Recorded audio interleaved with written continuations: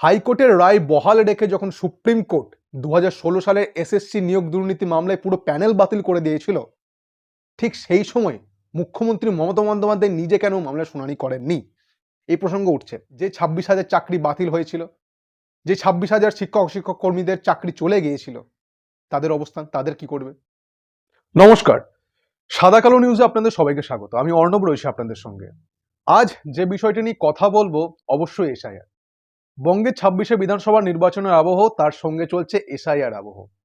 SIR শুরু হওয়ার দিন থেকে, অর্থাৎ পশ্চিমবঙ্গে এসআইআর শুরু হওয়ার দিন থেকে শাসক বিরোধী দলের একাধিক নেতাকর্মী কাদা ছড়াছড়িতে ব্যস্ত। তারা ময়দানে নেমে পড়েছে। এ বলছে আমায় দেখ, তো ও বলছে আমায় দেখ। দুই শাসক বিরোধী দলের যে দ্বন্দ্ব, যে অন্তর্দ্বন্দ্ব সৃষ্টি হয়েছে, তার কিন্তু অন্ত নেই। আজ বুধবার, আজ এসআইআর মামলার শুনানি রয়েছে সুপ্রিম কোর্টে। পশ্চিমবঙ্গের মাননীয় মুখ্যমন্ত্রী মমতা বন্দ্যোপাধ্যায় নিজে সুপ্রিম কোর্টে থাকছেন। কিন্তু এখানেই একটা বিষয় বারবার ধরে উঠছে, একটা প্রসঙ্গ বারবার ধরে উঠছে। হাইকোর্টের রায় বহাল রেখে যখন সুপ্রিম কোর্ট 2016 সালের এসএসসি নিয়োগ দুর্নীতি মামলায় পুরো প্যানেল বাতিল করে দিয়েছিল, ঠিক সেই সময় মুখ্যমন্ত্রী মমতা বন্দ্যোপাধ্যায় নিজে কেন মামলার শুনানি করেননি, এই প্রসঙ্গ উঠছে। রাজনৈতিক মহলে এই প্রসঙ্গ বারবার ধরে উঠছে। এই আবহে বিরোধীরাও এই প্রশ্ন তুলছে।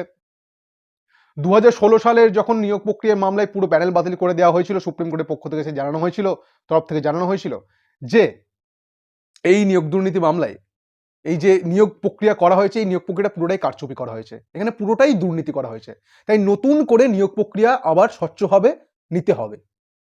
ঠিক সেই সময় মমতা বন্দ্যোপাধ্যায়ের অবস্থানটা কি ছিল? মমতা বন্দ্যোপাধ্যায় মানবিক স্বার্থে তিনি অবশ্যই দুঃখ প্রকাশ করেছিলেন এবং বলেছিলেন এটা কোনোভাবেই কাম্য নয়, এবং তিনি এটাও জানিয়েছিলেন রাজ্য সরকারের পক্ষ থেকে, এরকমকেও জানানো হয়েছিল যে এভাবে পুরো 26,000 চাকরি চলে গেলে রাজ্যের পুরো শিক্ষা ব্যবস্থাও ভেঙে পড়তে পারে। কিন্তু তিনি দুর্নীতির দায় এড়িয়েছিলেন, নিজের কাঁধে কিন্তু সবটা নেননি, দুর্নীতি অবশ্যই এড়িয়েছিলেন। এই প্রসঙ্গে কিন্তু উঠছে, কারণ একদিকে যখন এসআইআর আবহ চলছে, এসআইআর মামলা নিয়ে যখন সুপ্রিম কোর্টে সওয়াল করতে চলেছেন মুখ্যমন্ত্রী নিজে, কিন্তু তিনি যখন রাজ্যের 26,000 শিক্ষক শিক্ষিকার যখন চাকরি বাতিল হয়ে গেল, ঠিক সেই সময় তিনি কেন সেই মামলা শুনানি করলেন না? এই প্রসঙ্গ তো উঠছে, এই প্রসঙ্গ তো উঠবে স্বাভাবিক, কারণ দুটোই রাজ্যের বিষয়। যে 26,000 চাকরি বাতিল হয়েছিল, যে 26,000 শিক্ষক কর্মীদের চাকরি চলে গিয়েছিল, তাদের অবস্থান, তাদের কি করবে?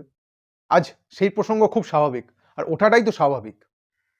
মুখ্যমন্ত্রী সেই সময় দায় এড়িয়েছিলেন, এমনটাই বলছেন বিরোধীরা, অভিযোগ করেছেন নিজের কাঁধে তিনি সবটা নেননি। হ্যাঁ, তিনি মানবিকতার স্বার্থে তিনি বলেছিলেন, দুঃখ প্রকাশ করেছিলেন, ঠিকই, কিন্তু তিনি কি চাকরিহারাদের পাশে সম্পূর্ণভাবে দাঁড়িয়েছিলেন? চাকরিহারারা কিন্তু বারবার সেই দাবি করেছেন যে মুখ্যমন্ত্রী একবার আমাদের সঙ্গে এসে দেখা করুক, মুখ্যমন্ত্রী আমাদের দাবি শুনুক। এই নিয়ে কলকাতার রাজপথে, পশ্চিমবঙ্গের আনাচে কানাচে সব জায়গায় আন্দোলন চলেছে চাকরিহারাদের। কিন্তু সেই সময় কিন্তু 2016 সালে যখন নিয়োগ প্রক্রিয়া পুরো প্যানেল বাতিল হয়ে যায় সুপ্রিম কোর্টের নির্দেশে, কিন্তু সেই সময় তিনি তার হস্তক্ষেপ কিন্তু করেননি, সেই সময় কিন্তু তিনি শুনানি করেননি। এমনটা কিন্তু এই প্রসঙ্গ তো উঠবে, স্বাভাবিক বিষয়। আজ এই প্রসঙ্গ ওঠাটাই স্বাভাবিক, আর সেই প্রসঙ্গটাই উঠছে। এই সাদা কালো নিউজে আমাদের ফেসবুক পেজ, ইউটিউব চ্যানেলে আপনারা অবশ্যই থাকুন, প্রত্যেকটা আপডেট আপনাদেরকে পুঙ্খানুপুঙ্খভাবে জানাবো। কিন্তু তার আগে অবশ্যই সাবস্ক্রাইব করে নিতে হবে আপনাদের ফেসবুক, সাবস্ক্রাইবার করে নিন আমাদের ইউটিউব চ্যানেল, এবং ফেসবুক পেজটিকে ফলো করে নিন সব খবর সবার আগে জানার জন্য। ধন্যবাদ।